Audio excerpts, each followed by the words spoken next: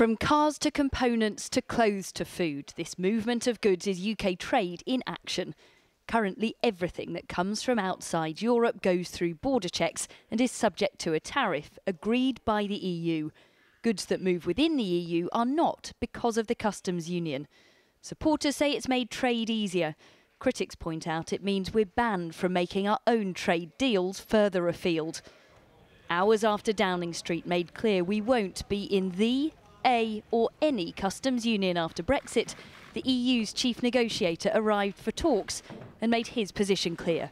Without a customs union and outside the single market, barriers to trade on goods and services are unavoidable.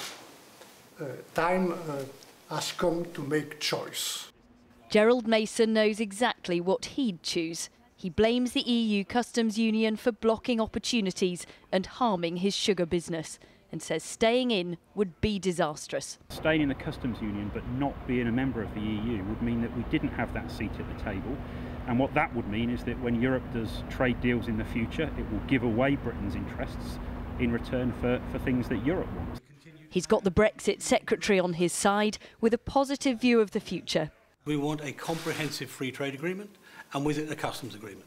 And to make that as frictionless as possible, to make as much trade that currently exists as free as possible, whilst still giving ourselves the opportunity to make free trade deals with the rest of the world. But many in business and those against a hard Brexit say that's just fantasy. If you're going to ensure that there are no tariffs, if we're going to make trade frictionless, the best way to do that is to remain in a customs union with the European Union. It seems the government isn't prepared to take that really basic, simple step.